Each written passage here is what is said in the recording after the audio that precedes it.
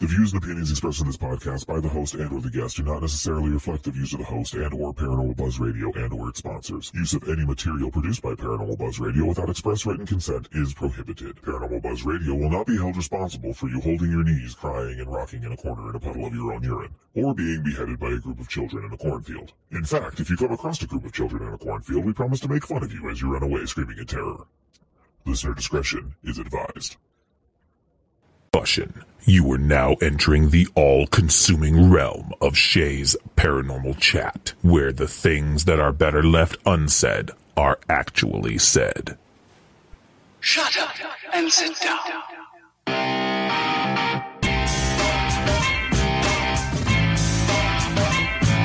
You're listening to Shay's Paranormal Chat. Paranormal podcasting done Shay's way.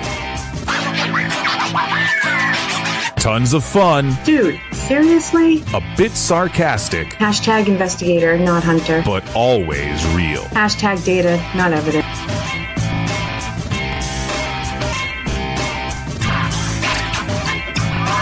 Don't get your panties in a twist. Oh my god, really? This is real, raw conversation.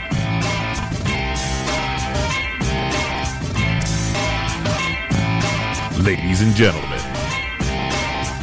welcome to the show.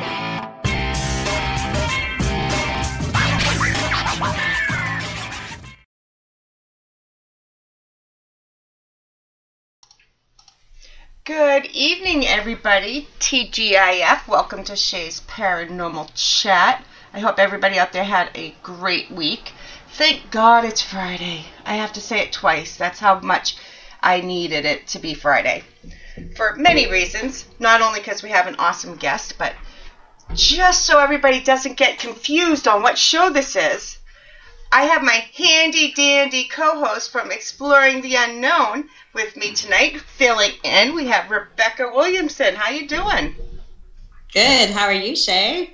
Good. Thank you so much for coming on again. I know you fill in sometimes for me. I really appreciate it. Yeah, no problem. And we're talking about a fun subject tonight, so I can't wait. I couldn't think of a better co-host to have on to talk about aliens than you. So, this is so right? awesome. I'm excited about this one. Yes, let's get right into it. Everybody, I am very honored to have on tonight Terry Lovelace. How you doing? Hey, I'm great, thanks. It's a pleasure to be with Shay and Rebecca tonight. Thank you so much for the invitation. Oh, thank you. I'm really, really looking forward to this. There's so much to cover. Somewhere down the road there might have to be a part 2 because this show's only an hour long, but... we're going to have a part 2. I'm afraid. Yes, it's so intriguing. Well, we're going to leave it there. I just want to give a couple shout-outs real quick to the first people in chat. We have Darren, we have Matt, we have Ive Beholder, and I see a few other likes up there, but I don't see anybody in there saying hello yet. So, let's start off tonight a little different. Can you tell us a little bit about your background? Sure. I was born in 1955. I grew up in St. Louis, Missouri. And in 1973, I graduated from high school and enlisted in the United States Air Force and spent the next 6 years on active duty at Whiteman Air Force Base in western Missouri. And I was trained as a medic and an EMT, and I spent my entire 6-year enlistment there. I was a medic and EMT, first responder, worked out of the emergency room, worked night shift mostly, 3 years night shift in the emergency room. And it was in 1977 while I was on active duty that my coworker and I made a camping trip to Devil's Den State Park, which is about 6.5 hours south of the base. And that's when and where we were abducted. I finished my enlistment in 1979 and finished an undergraduate degree in psychology and then went to Western Michigan for law school. passed the bar and did some private practice for a little while. Then got an appointment as an assistant attorney general for the United States Territory of American Samoa, the only U.S. territory south of the equator. Absolutely gorgeous place to live and beautiful people. So it was my privilege to serve them. From there, I went to the state of Vermont, where I was also an assistant attorney general, and worked in their board of medical practice, medical stuff, which I like, legal medical stuff. And retired from there in January of 2012 and moved to Dallas, Texas, where we have adult kids and grandkids. I made my career in the law, and for that reason, I really couldn't tell this story. I mean, there are certain professions like, law enforcement, academia, air traffic controllers, that, it's just a taboo topic. Not so much anymore. I think the past 5 years has seen a kind of a change in that. But, had it while I was working for the government, had I come forward with this story or published a book, I'd have been unemployed. And, especially back then. I mean, you're right. Things have changed a lot towards looking at the whole alien stuff. That it's becoming more, maybe not popular per se, but more accepted. It is. People are less dismissive of it, I think. Yeah. Right. So that's a good thing. I never had any intention of writing a book or telling this story until 2012. We moved to Dallas in 2012, January 2012, and about 9 months later in October, I got up one morning and I couldn't bear weight on my right leg, and I went to the emergency room. I get all my medical care through the VA, so I went to the emergency room, and they X-rayed my leg and my right leg, and the technician was like, and she takes like 3 shots. And she asked me, have you been in a car accident or something that would account for a piece of metal in your leg? And I'm like, no, And she said, have you ever injured your leg? And I said, maybe a skin knee as a kid, but nothing else. And she said, well, you have some anomalies on your x-rays, and I'm going to ask the radiologist to come down. So she did, and a very perturbed radiologist comes down, obviously not happy to be called down, and he pops my x-ray up, my first x-ray. He had 2 he was looking at. Popped the first one up on the view box. I don't know if you guys got copies of those or not. No, but I saw them on your website. Yeah, if anybody'd like to see them, they're at terrylovelace.com. I'll have to check these out. Yeah, above my knee, there's a square structure about the size of your fingernail with 2 wires attached. And then below my knee, there is what he said is absolutely bone tissue. But it's in the middle of my calf muscle, and it's arranged in a floret pattern. Wow. And he's like, he said, I've never seen muscle, or pardon me, I've never seen bone tissue sprout in the middle of a muscle before, much less arrange itself in a symmetrical pattern. So I asked if I could see the x-rays. And when he popped the one up that shows the object above my knee, I was just kind of taken aback. I'll tell you, I was a runner. I started running in 1979 when I got out of the Air Force, and I ran until about 2005 when I had my first heart attack. And every time I would run, and I didn't run marathons, but I'd run 3 or 4 miles a day, but I ran almost every day. And right at the 2-mile mark in my run, every time, without exception, the spot above my knee and to the right would go completely numb.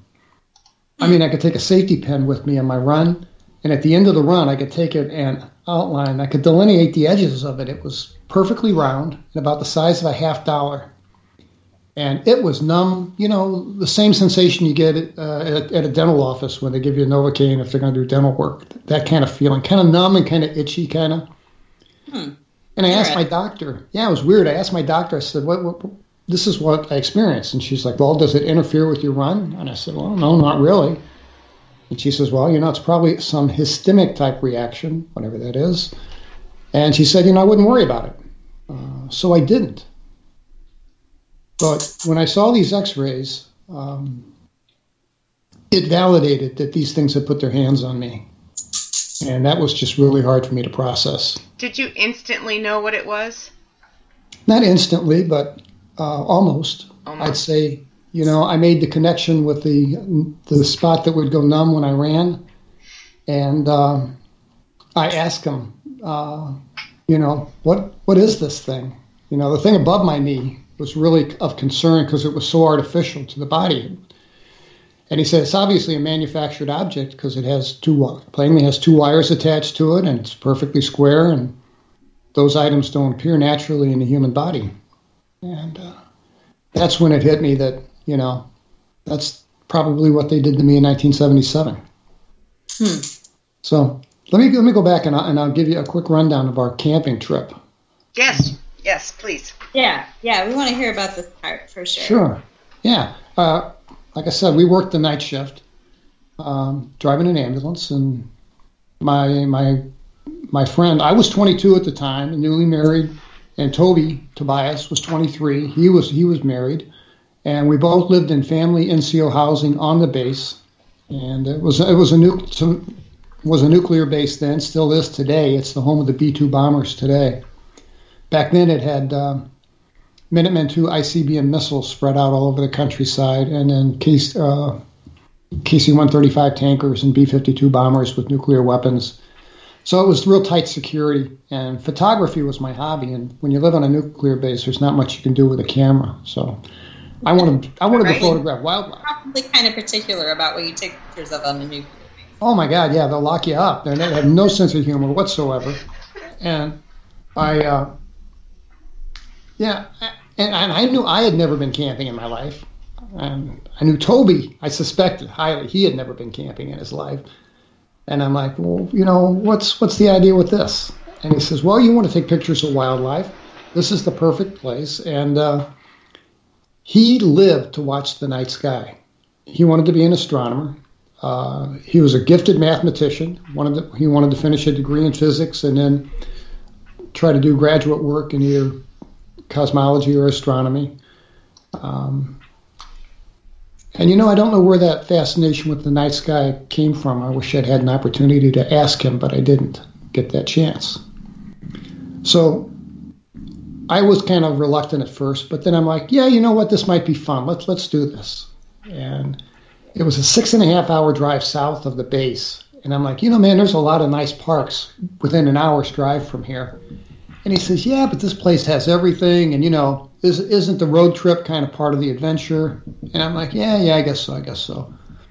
So in June of 1977, I think it was the 11th, we got up one morning and packed all our stuff, and we drove south. And the object of the exercise for me was to take photographs, and I left my camera at home. Now, my friend... There was just a series of really weird missteps throughout this whole thing. We had planned this really meticulously, and then when the execution came, the wheels just fell off. But but Toby had a camera, so I wasn't without a camera. I was without my camera.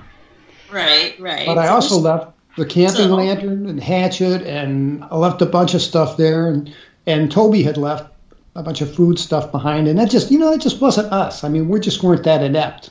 And I don't know, it started off on a weird vibe. We got to the park, and by pre-agreement, we weren't going to stay in the campground because we'd have people to the right of us and people to the left of us, and there's not going to be any wildlife walking around. There's going to be kids and other undesirables running all over the place, and we wanted to be real outdoorsmen, right? We'd never been before, but we thought sure we could be. So we took a paved road to the northwest from the park entrance, and that pavement degraded to gravel, degraded to just two ruts in the road. And we came to a chain across the road with this very sternly worded "Keep out, do not enter" sign. And we thought it was a nature preserve or something, or just a part of the park they didn't want people running around in for whatever reason. We found out later that it was actually, it's not even in Devil's Den State Park. There is a parcel of land cut out that's owned by the federal government. It's federal land owned by the Bureau of Land Management and leased to a private individual. And it's curious. If you go to Google Earth, it's easy to find because it's almost a triangular shaped plateau sitting in the middle of the forest. Oh. Still to this day.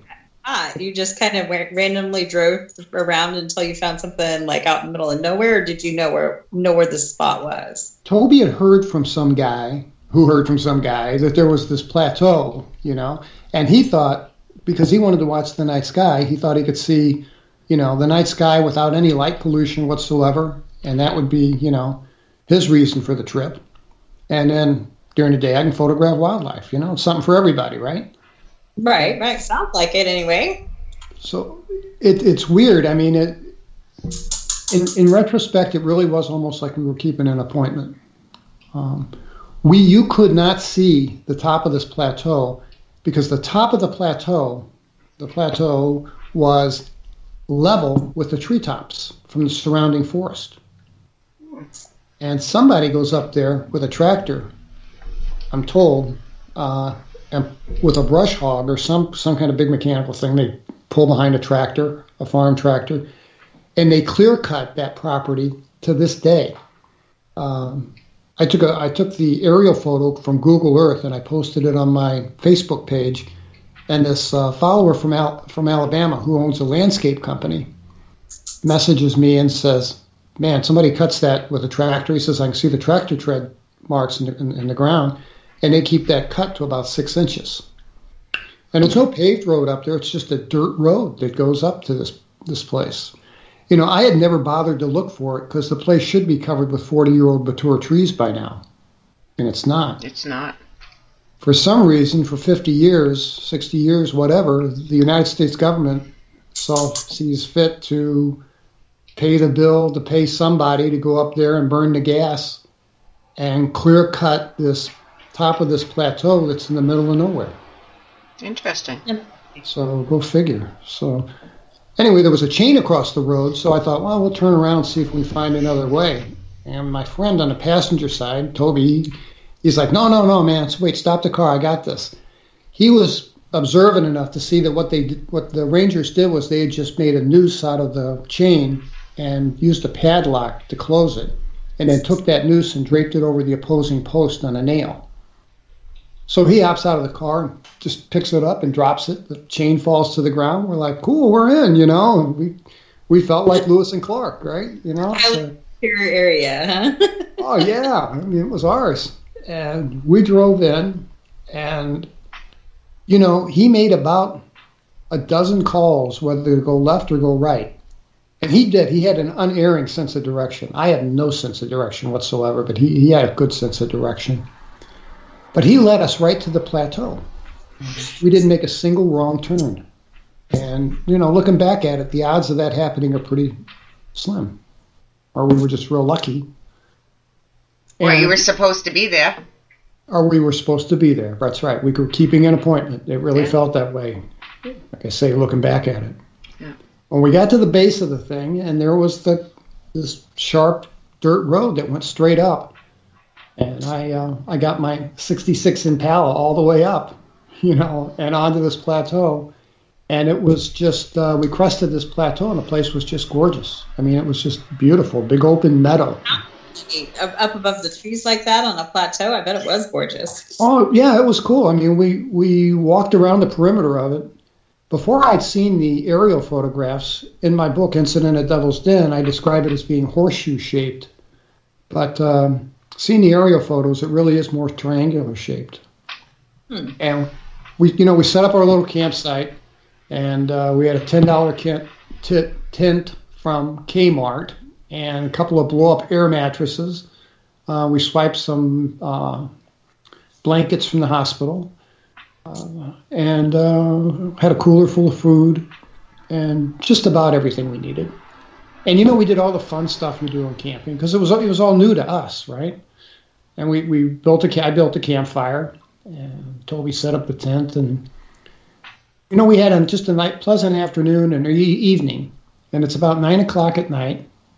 And, we were tired, but, we were 22. We were in good shape. We were used to working the night shift, so neither one of us should have been sleepy. And we had the campfire in the middle, and then we had our air mattress on either side. So we're kind of talking across the campfire. And we're just kind of talking and laughing and having a good time. And there came a lull in our conversation. And I noticed that I had to raise my voice to be heard because the crickets, the tree frogs, all the stuff in the forest that makes noise at night was so loud that we had difficulty hearing one another. And that was suddenly, and this sounds cliche, I know, but it's true, and it went dead silent. I mean, it went like, I could hear the fire crackle, but if it hadn't been for that, it'd been like being in a sound booth. It was that quiet. And it was an abrupt change. And it unnerved me. And I asked my friend, like he's going to know, but I asked him anyway, is this normal?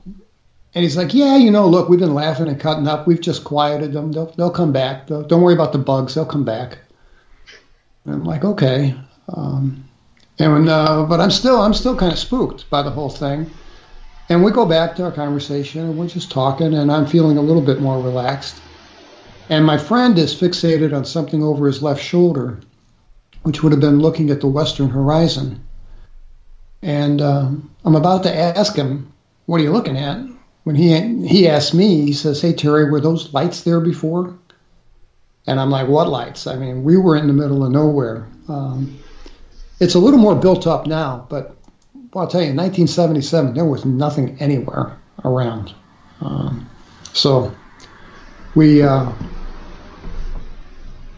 I couldn't see them at first because his torso was in the way from where I'm sitting, so I had to stand up.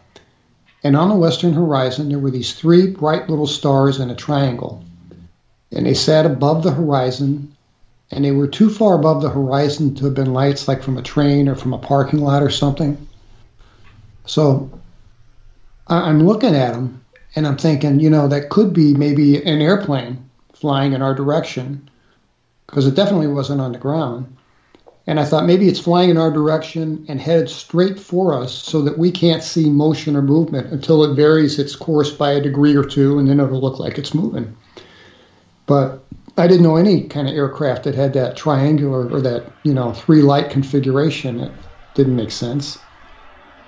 So we're talking about it, and while we're watching this thing, it moves, and it rotated like it was on an axis and turned about 120 degrees to the right and aligned the base of the triangle parallel with the horizon. So there was an apex pointing up. And as soon as it did that, it took off and started to go up into the sky. And it was the strangest thing that as soon as it started to go up, I felt this sensation of calm wash over me. Kind of sedation. I felt sedated. I also felt this weird kind of disinterest. I was interested in watching it, but our emotions were muted. I mean, they were inappropriate to what we were seeing. We should have been freaked out. We should have been scared. We should have been something. And we were kind of nothing, I don't get that. But I think it speaks to the level of influence that these things can have over us. Because almost like a hypnotizing effect, like maybe you were kind of hypnotized in a way. I mean, I don't know. It's kind of what it sounds like, almost. Yeah, I mean, it wasn't natural, and it felt unnatural. Either hypnotized or being controlled. But hypnotized was instantly what I thought. But yeah, one or the other. One or the other, yeah. So while we're watching this thing, it climbs up into the sky, and we could see that it was one solid object because it was a beautiful night. There were a trillion stars out, no light pollution. And as this thing would move across fields of stars, they would black out for a minute and then blinked back on as the thing moved past them. So we knew we were looking at one solid object and not three objects moving in unison. So while we watched, it reached a ceiling, still kind of oriented with the point of the triangle up. And I'm guessing 10,000, 12,000 feet. I don't know. I have no point of reference, but that's what I would guess. Just an assumption. And it stopped for a second, and then it reoriented itself flat where it was parallel with the ground, and then pointed the nose, the apex of the triangle, down and in our direction. And then it started this slow glide down. And we watched it, and it grew bigger because the points of light, they always remained equidistant to one another, but they grew further apart. And still, we had no emotion, no reaction. There's no conversation. We're just watching this thing. And as it descended, it did this weird tumbling thing where the point of the triangle would go underneath, and it would do a complete somersault. And it did that twice. And it gave me, and I don't know where this thought come from, maybe it's just an assumption on my part, but I felt like they were showing us that. I felt like that was done for our benefit, to kind of say, look, this isn't just out of control.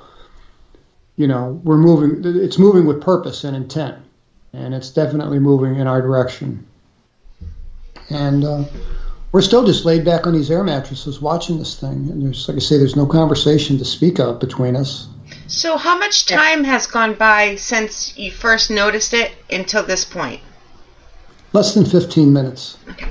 Darren was asking questions. Having a conversation about something coming towards you like that is unnatural. I mean, you'd be looking at your buddy going, what? Do you see this? Oh, yeah. Yeah. And I mean, we weren't accustomed to being in the middle of the woods at night. We were two city kids. I mean, I think we should have been scared out of our wits, but we weren't. And I don't get it. Yeah, that is odd. So we watched this thing glide in, and it hit the horizon at, I think, about 5,000 feet above the meadow, and then descended a little bit more, and came to a stop directly over this meadow. And thank God we had camped off to the side by the tree line. Had we camped in the middle of this meadow where I wanted to camp, this thing had been right over us. And Toby was insistent that we camp off to the side, and I'm so glad we did. And like I say, it parked right over this meadow at about 3,000 feet, and as soon as it stopped, right from underneath the thing and in the center, it shot down a beam of light. And this was a white light. It had the characteristic of like a high-power searchlight that cuts through fog,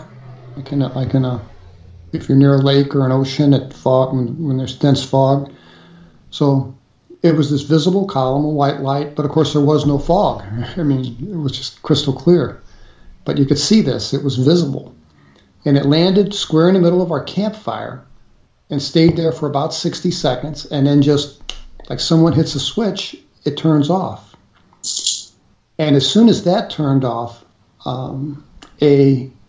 another light shot down from the same spot, and this was a laser. Lasers were kind of new in 1977. I'd seen them on television, but at this point I'd never seen one in real life.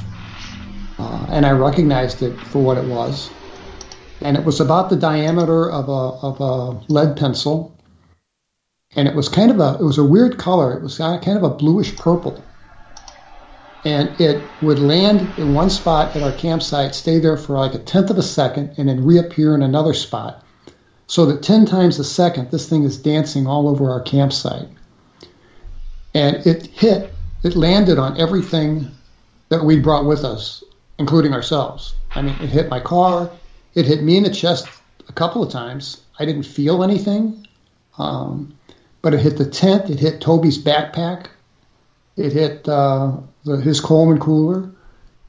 It hit him multiple times. So everything that we brought with us, this laser, hit several times, because this lasted about 3 minutes. And I had the feeling that, it was obvious this thing was scanning us. Darren just asked that in the chat, and I was going to ask you, so, yep. Yeah, that's what it brought to my mind was being scanned. It did. It felt like this thing's checking us out, And again, we had no fear. Which is the oddest part of the story. It is crazy. It makes no sense. And it gets weirder. That light shut off. And then we transitioned from being, we were in this weird kind of, I wouldn't call it apathetic, but I'd say mildly disinterested. I felt detached or dissociated somehow. I felt more like I was a observer than a participant in this thing. Oh, weird. It was in a weird place. That makes sense. So as soon as this laser light cut off, that sedated feeling transitioned to sleepy. And I mean sleepy. If you've ever been so tired, all you wanted to do is lay your head down and go to sleep. That's how I felt. And my friend felt the same way. And he stood up, and one of the few things that he said, he stood up and he said, well, show's over. And he picked up his air mattress, went over and threw it in the tent, and fell on top of it and was out. And now that's just bizarre. Yeah, with this thing 3,000 feet over our heads, right? Yeah. And I did the same. I picked up my air mattress and I threw it in. And I didn't bother to take off my shirt. I was wearing combat boots. I left them on, laced all the way up. And that comes into play in a minute. I'll get to that. And I fell on top of the air mattress, and I was, I don't think I was asleep. I think I was unconscious. Because that sometime during that night, that's when they took us. Like you were put to sleep. We were put to sleep, no question. Yes. We were anesthetized, like a lion on the Serengeti plain before they tagged them, is what I think. Right. Yeah, that's kind of what the whole experience sounds like. Like they kind of did like a hypnosis, mind control type thing on you, and then you were put to sleep. Yes. We both wore nice watches. We had nice wind-up mechanical watches because, we were EMTs. It was integral to the job to have a decent, reliable watch, and we had both of our watches synchronized because we used them on the job. And my watch stopped at 2:40.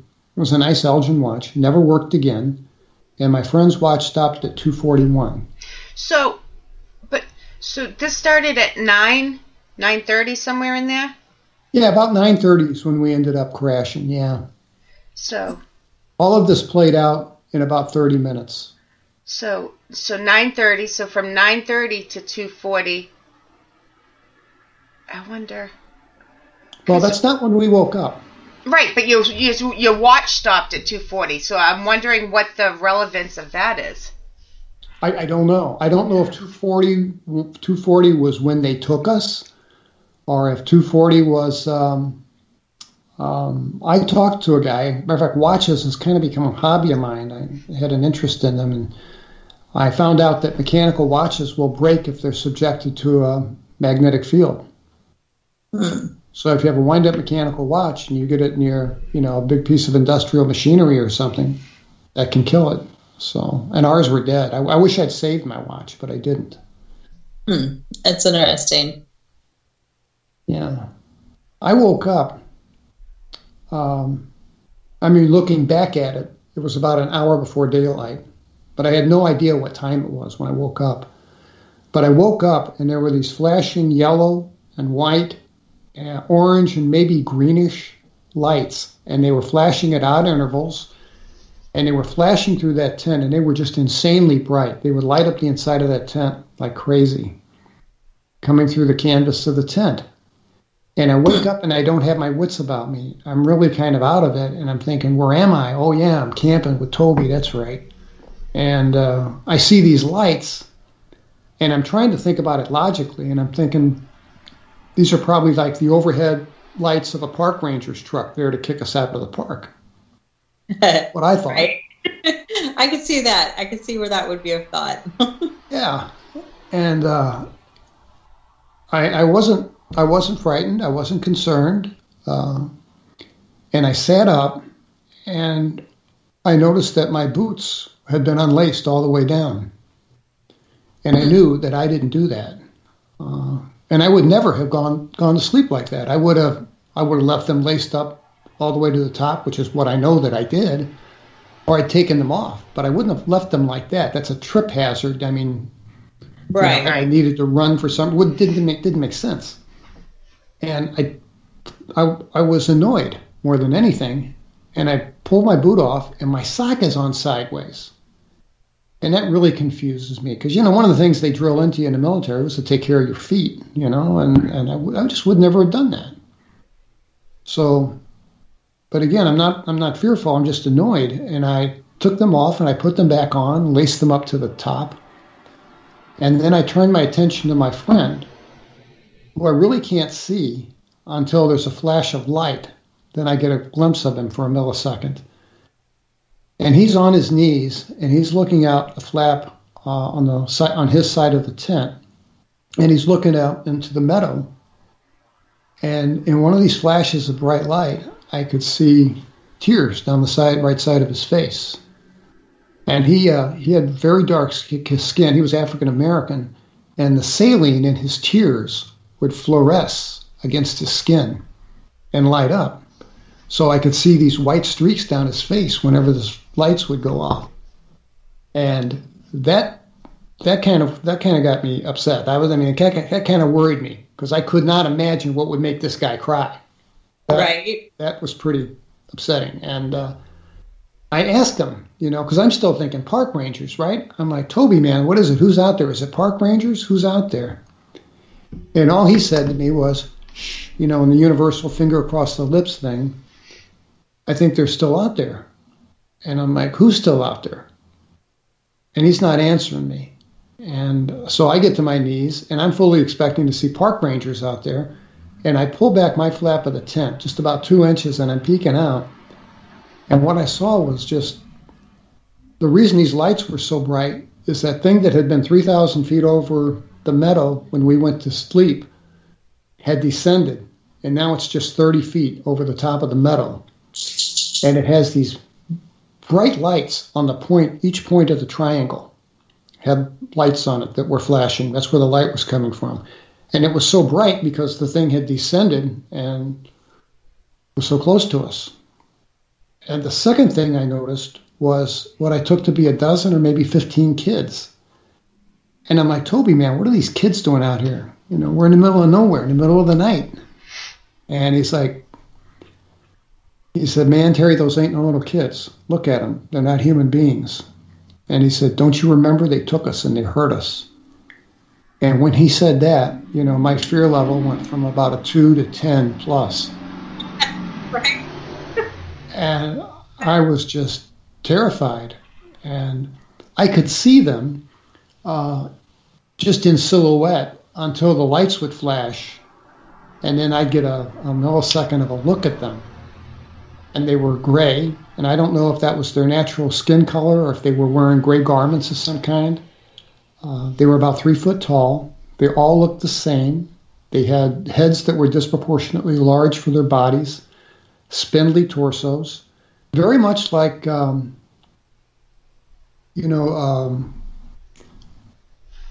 Close Encounters of the Third Kind. Spielberg released that movie in November, just about, a few months after our experience.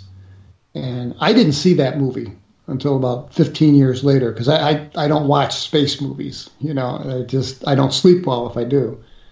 But there's a scene in that movie toward the end where a ramp goes down and they show like little gray alien beings walking down the ramp, and there's like a fog around them. And they look very much like that. And they walked with a really weird gait. They walked like their legs were hinged to move backward an inch or two with every step. So it was the illusion like they were dragging their rear leg behind them with each step. And while we're watching, from underneath this thing, again, there came a bright white light, and it was that visible column of white light, and it's about 30 feet in diameter, because it's about as wide as this thing is tall off the floor of the meadow. And it just flips on like someone hit a switch. And as soon as that did, these dozen or 15 or so, I didn't count them, I wish I had, little guys that are scattered all over the meadow are paired up in like twos and threes. And as soon as that light kicked on, they all turned their attention toward it. And they didn't rush or run, but they all just started to walk in the direction of this column of white light. And they would enter it in pairs or in threes. And then we watched, like, the first two little guys stepped into it, and they pixelated out and were gone. They just dissolved. It was very much like the old Star Trek thing, and I'm not a sci-fi person, so, I mean, I remember Star Trek from the 60s, and, you know, they had the transponder, transform, whatever that was, yeah, that thing. And the TV would show them kind of pixelate out, and this was very, very similar to that. It took about probably 20 seconds for them to just evaporate. Wow. And when the last two little guys were gone, that light shut off.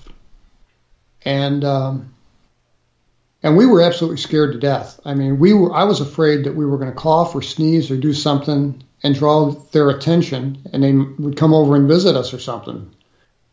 And we had no way of knowing, you know, they were long done with us, you know. So at this point, you still have no memory of what had happened, but he did. No, you know what happened was this. Remember I said my fear level went from 2 to 10.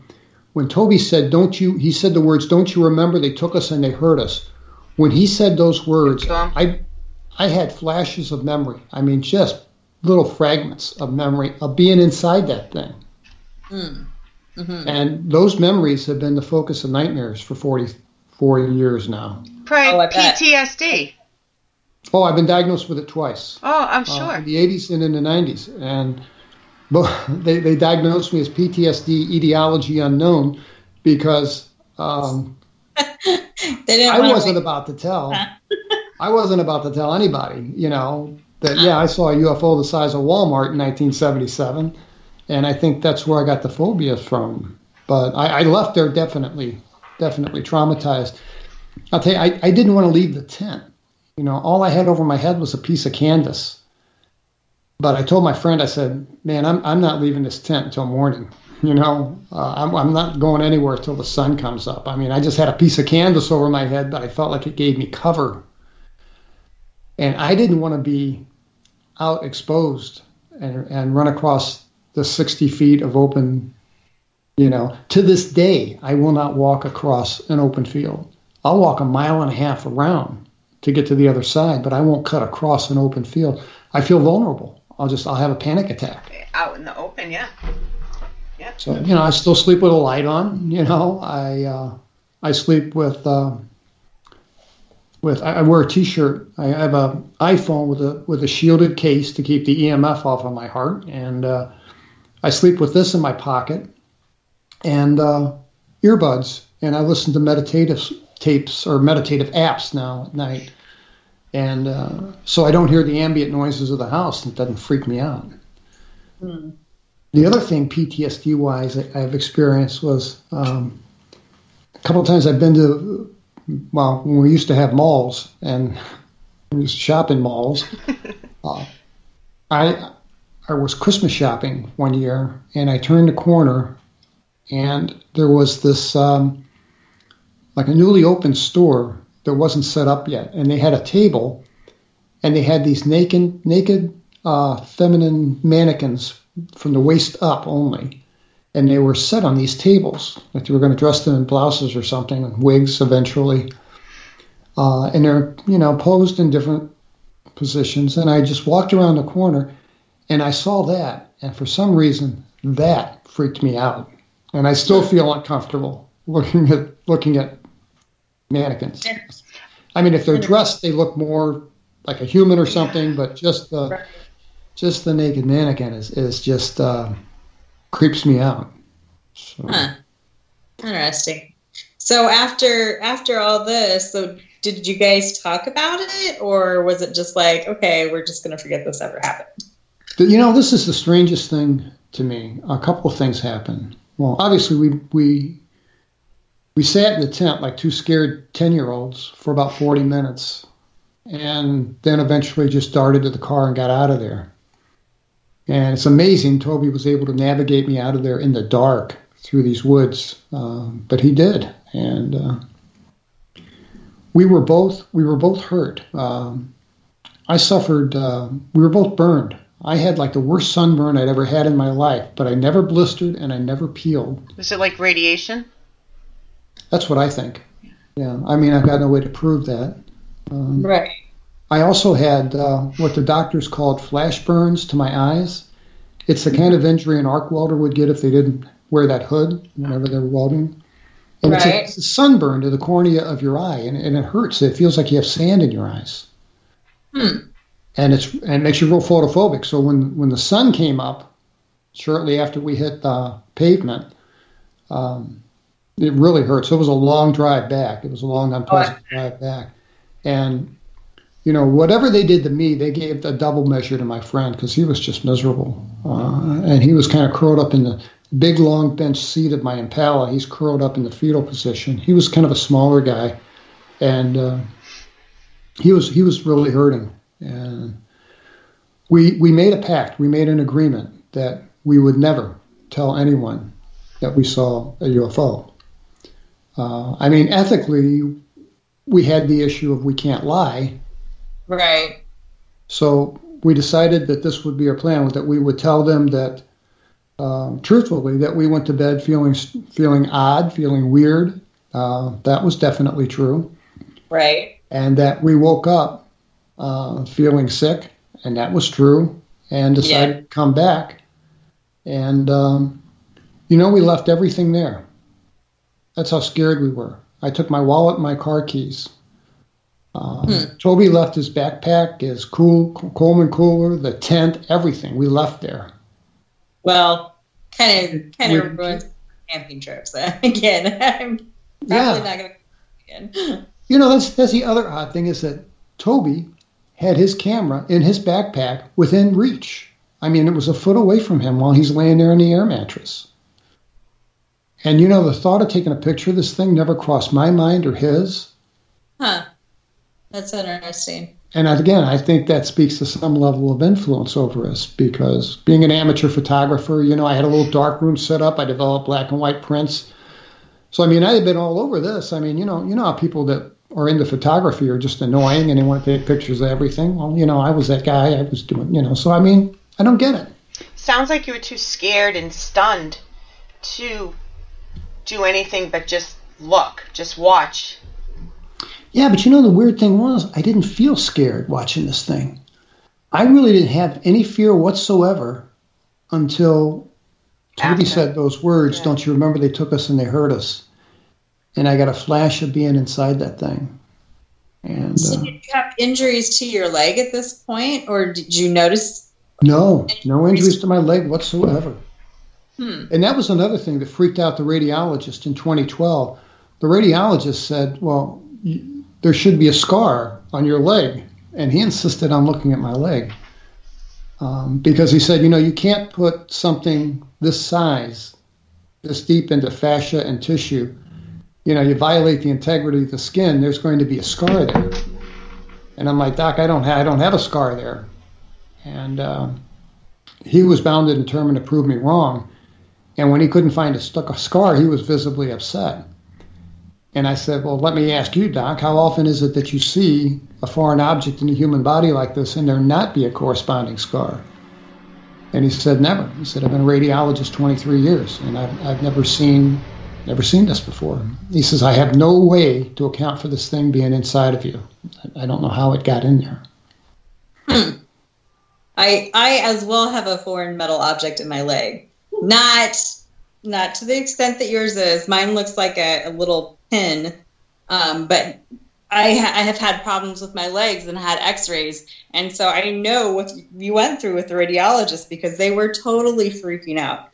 Did you have surgery on your leg? No, I did not. And they were just 100 questions. And I'm like, no, you know, and yeah. That was the drill. And you still have it in you?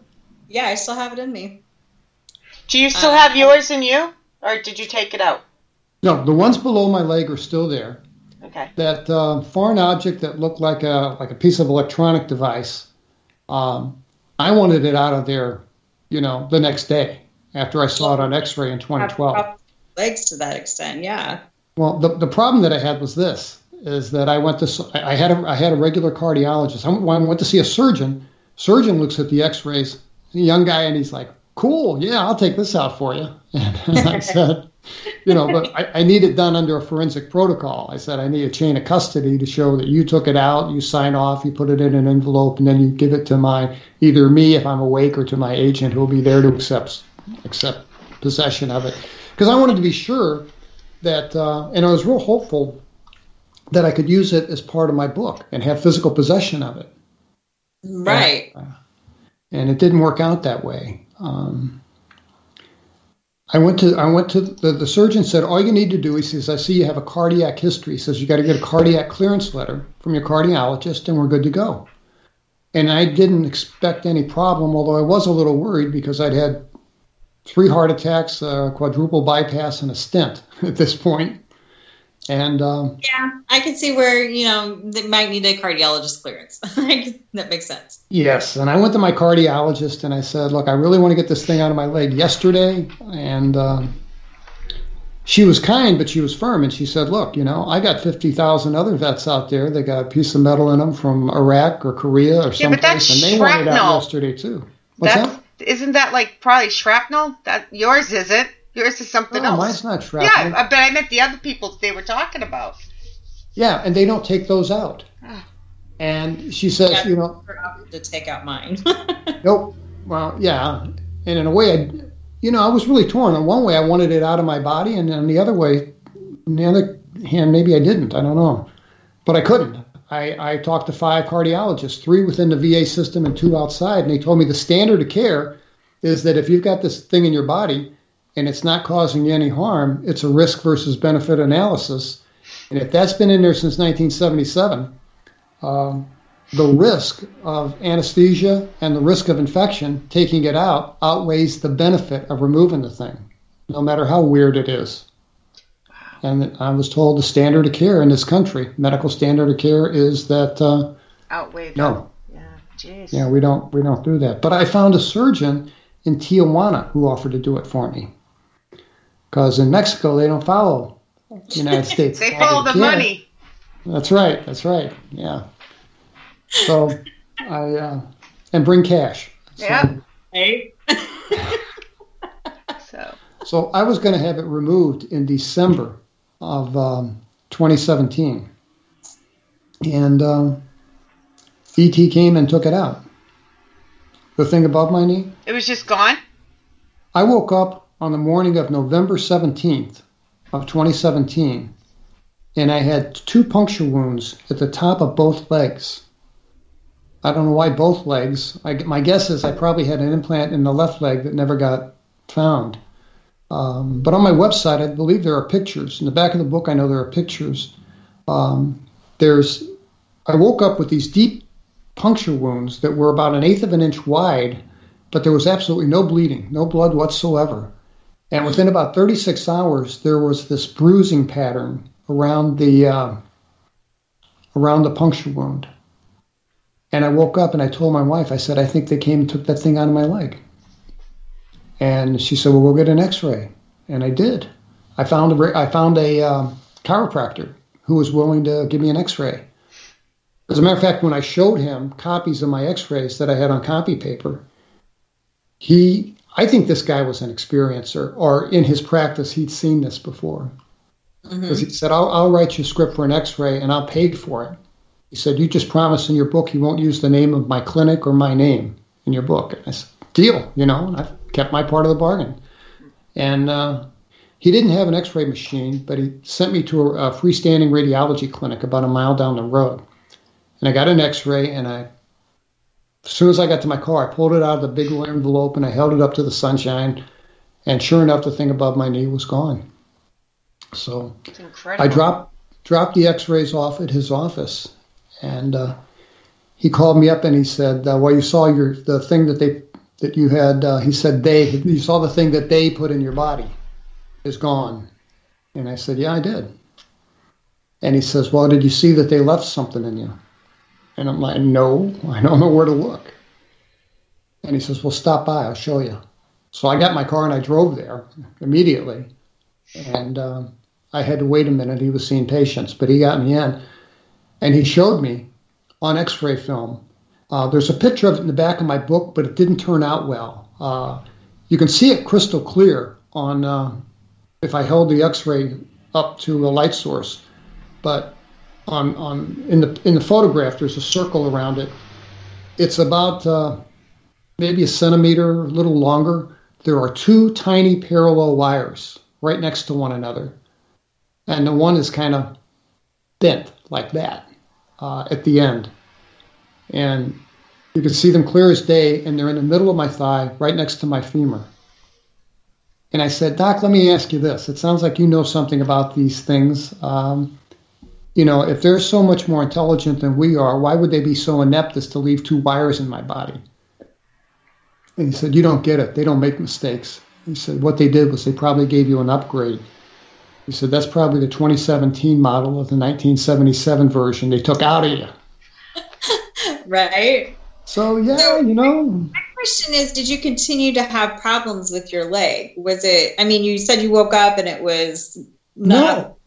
No. I couldn't bear weight on my leg because I had what's called a Baker's cyst. The pain that I had in my right leg was absolutely unrelated to the implants in any way, shape, or form. Interesting. Yeah. Oh. Huh. So, and the Baker's cyst is always benign. It's kind of a pain for about 2 weeks, and then they always resolve on their own. And if it wasn't for that, you wouldn't have known, right? I would have never known. Wow. And that's why 2012 was such an epiphany, and that's when I decided I want to talk about this, and I was really reluctant to do that because I felt guilty talking about it. I felt like I was giving away a family secret or violating some kind of fiduciary trust. It didn't feel. Have you talked to Toby since you started telling people? Toby is a half an hour story, and I'd love to tell you about it. Just real quick, something had changed between us. Our relationship was different. Normally two people have an experience like this. You want to validate it with one another. You want to talk about it. You want to say, man, you see what I saw? And we didn't do that at all. We made the pact, the agreement that we wouldn't tell anyone we saw a UFO. But other than that, there was no conversation on the way home. It was a long 6.5 hours. Yeah. Wow. And I have trouble. Since you've written the book, have you been in contact with him at all? No, he passed away in 2007. Oh, gotcha. That's too bad. Yeah, he never got over this event. There's kind of a backstory, but he declined. I had my struggles too, to be honest with you. PTSD and all that. Yeah. Something like that changes you. It does. That's well said. I think we went down there as teenagers and we left there as adults. They say with any form of PTSD, the listeners can't see me, but you two can. They say with any type of PTSD, the point of the traumatic event is here, and you no longer go on this. It totally changes your path. It totally changes who you are, and part of you always stays there. So it throws you off. Do you understand what I'm trying to say? I'm not really. I know exactly what you're trying to say, because here's the way I interpreted it. I had the event, and then from that event, I had this level of anxiety. And then I would have an increase. I'd have what I first thought were just intrusive thoughts, but they were actually flashbacks. So I'd be at this level, then I'd have a horrible nightmare or something, and it would go up. But then I wouldn't go back to that baseline. My anxiety and my PTSD symptoms would stay at that new level until there was another event, another nightmare, another mannequin in the store window, something, and then it would ratchet up another notch. So that cumulatively over the years, it's like the PTSD worsens. Yep. So. Well, our time is actually up. I really would love to have you back sometime. to finish this, because like we knew right from the get-go that we weren't going to be able to fit it all in. But before we go, is there anything that you hadn't said that you want to say? Yeah, briefly, I would like to say that I have 2 books. Yep. Incident at Devil's Den, and then there's the second book, Devil's Den: The Reckoning, that I just published in December. Both were #1 bestsellers on Amazon. Incident at Devil's Den has paperback with photos in the back, just like The Reckoning. There's a Kindle version for each. And for Incident at Devil's Den, I recorded a audiobook. It's on Audible and on Amazon. In my own voice, I wanted to tell the story. So. Oh, nice. That's very nice. Yeah. And what you want to put out any social media and your website information? Yes, my website is terrylovelace.com. I'm on Facebook at Incident at Devil's Den, Devil's Den Radio. And I have a new podcast. We just made our 5th or 6th episode, and it's just called Devil's Den Podcast. And where can they find it? It's on YouTube. Awesome. And go check it out, please. Like and subscribe. You know the routine. Yeah. Oh, yeah. We just started it, so we're trying to get it off the ground. That'd be appreciated very much. Sounds interesting. It really does. And this has been totally a fascinating story. Yeah, it went by so quick. It did. There's so much more to talk about, too. Yes, I know. there I is. really quiz you more about this leg thing, but maybe next time. Yeah. Next time, So, all right, guys. Thank you very much. Thank you, Terry, for sharing your story with me, the listeners, and Rebecca. We really appreciate it. And you're welcome back anytime. And there might have to be a part 3, because we didn't even touch this. We just barely touched the surface of this. 4 hours. Yeah. It takes for me to tell this. So. Yep. Yeah, I can see that, because it's a fascinating story, and there's a lot to it. It's very interesting. Very interesting. Shoot me an email anytime. I'd love to come back, and thank you for your hospitality. I enjoyed myself very much. Oh, thank you so much. All right, guys. Thank you very much for listening, whether you're listening live or in. Love your cat. In the chat. Whoops, sorry, guys. If you're listening live, thank you very much. Sorry, we were having a side conversation there.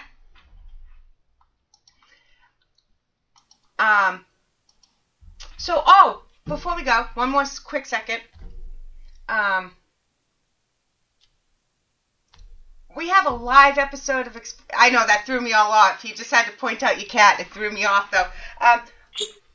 Our very first live episode of Exploring the Unknown is Sunday. Yeah, I don't know what we're talking about yet, but we'll find something good. So if you have like an article you want to talk to us about, let us know. Yeah. Otherwise, we're just going to be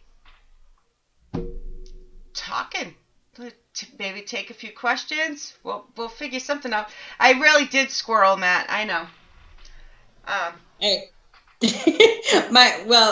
They can't see what's going on, but my large cat came up and sat right beside my head towards the end there. Yep. It just totally threw me off because they can't see this, but I was like, my cat's in here? And I was turning around trying to look to find out where the cat is, but all right, guys. Thank you. Again, thank you very much for listening, whether it's now or later. Catch us Sunday live on Exploring the Unknown, 2 p.m. Eastern, 1 p.m. Central. And have a great weekend. Till then.